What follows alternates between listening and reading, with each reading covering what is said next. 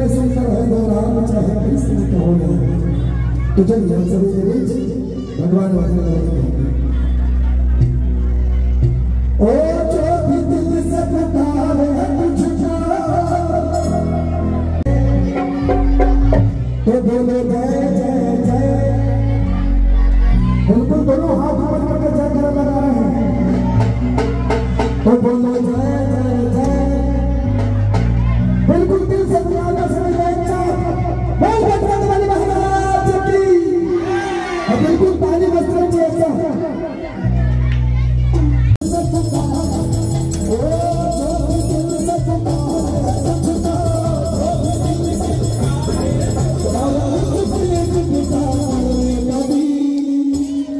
तो क्या बोला दोनों हाथ ऊपर करके तो जय जय जय